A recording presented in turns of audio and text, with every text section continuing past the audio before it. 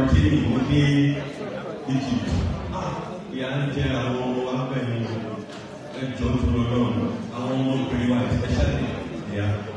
Ìgbà tó dé bẹ́ẹ̀ lọ́dún tó ẹ̀ẹ́dẹ́ta ní iṣẹ́ àwọn ọmọ lè lè ṣe apart from pé àwọn ọkùnrin wọ̀nyí máa dé láti lè máa bẹ́ẹ̀ náà lè jẹun. Lójú ọ̀gá wa ìkan náà ọ̀gá wa ní orí ẹ̀yìn lọ́gà wọ́n kẹ́kẹ́ wọ̀ nínú ọ̀gá tí wọ́n ṣe níbí.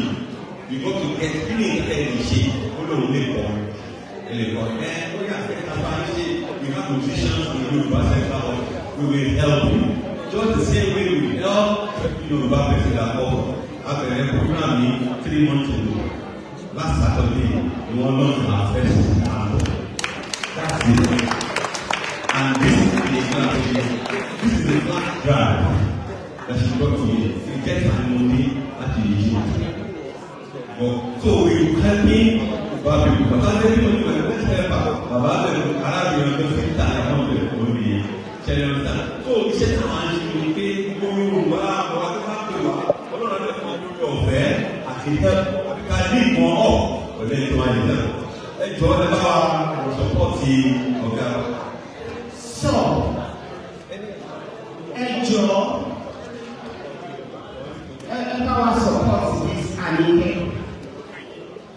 Even if it's only £5, even if it's 20, whatever you can afford, please, Papa, in the machine, about who you pay, about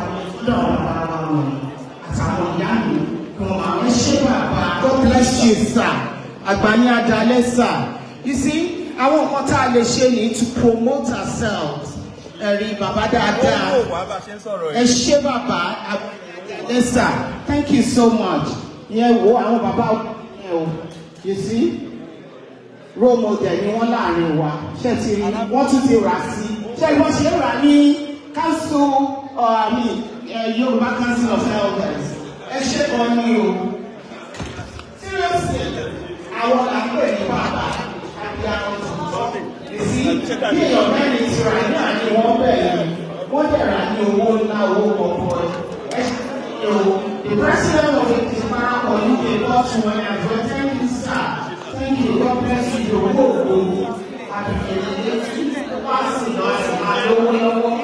yes. That is sir. Tell you about our council of elders. Oh, I am paying money. No, I don't have to go to the see. You know, it's a most that the control of company. Okay, go. Let the local sir. Let the local sir. What's the fair at 12? If it is only £10, £5, please. Let us see. Life is important. I'm going to call one of my sisters on paper getting one time because I want to 1 minute. I said, our council of elders not like gbogbo ẹ o. Àwọn bàbá wa ló rà o. Àwọn bàbá àti ìyá wa ni wọ́n rà o. Wọ́n ní ká join wọn irú èmi báyìí ò tí dàgbà mi tí lè wọ àárín wọn. Wọ́n ní ká join wọn wọ́n gba àwọn ọmọdé láyè. Àwọn bàbá wa náà rà tán o. Ó ga o. Ẹsẹ̀ sà, àwọn ọmọdé sì là wá. 16 lè ní. Mi ì sí ìdàgbà tí wọ́n ní Council of Elders. Ọmọdé ni mí o, ẹ jẹ́ ìdàgbà o. Ẹ ṣé o, ẹ̀yin bàbá mi àti ìyá mi, iná ò ní tówó yín o, àwọn ọmọ yín ò ní ráre, wọ́n máa ráàánú gbà ní gbogbo ọ̀nà. Àǹtí mi tó fẹ́ sọ̀rọ̀ ẹ máa bọ̀ lọ́dọ̀ mi bí. Ẹ ṣé o, mélòó ló kù bàbá? Mẹ́rin, wọ́n àwọn mi ń pè yín bí, ìyá mi ń pè yín bí. Ó yẹ sáré gbé lọ. It's going, I've only got 3 left. 3 left. 3 left. Any amount. Ó yẹ gbé lọ síbẹ̀ yẹn sà. Bẹ́ẹ̀ ni. Yes. Ẹ ṣé o. Fẹ́ ṣe ìpàtì láìsà ní kẹ́. Ọ̀nà ayọ̀ láìsà àwọn ọmọ yìí. Wọn ò ní tọrọ jẹ. Àwọn ọmọ yìí bàbá bàbá ló pàdé. Thank you so much. 2 minutes ma. Ẹ̀ka lẹ́sà. Ẹ̀ka lẹ́mọ̀ àpótúnọ̀. Orúkọ ti fi ọlá tó wà bless. Victoria.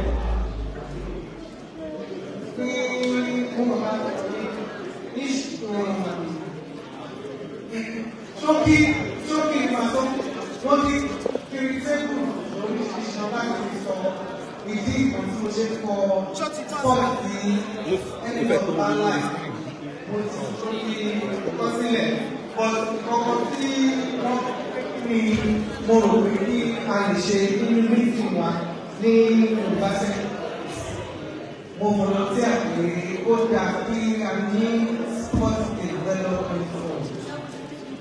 Ó lè má jẹ́ sí nǹkan tó máa wà bẹ́ẹ̀ nípa ìlànà so that àwọn tó bá dìde láàrin wọn láti fẹ́ ṣe oríṣiríṣi eré ìdárayá.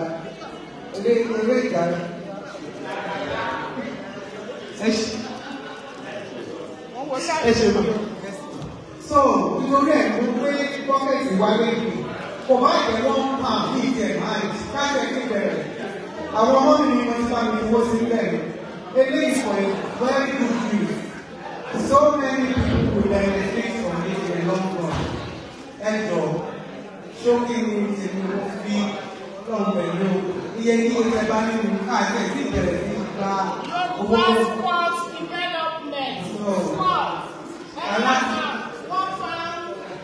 Ẹni àmà ẹ ṣe gan-an.